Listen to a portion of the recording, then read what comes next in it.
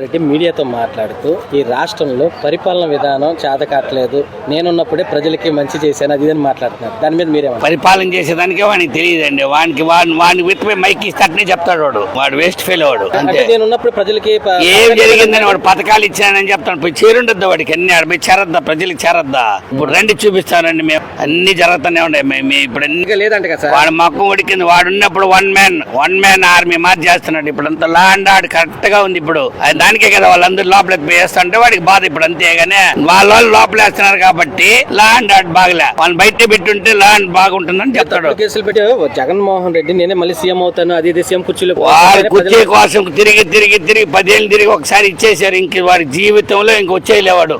అంతే, వాడికి file close. వాడిని కట్టకట్టి ఆడ పెట్టాల్సింది అంతే.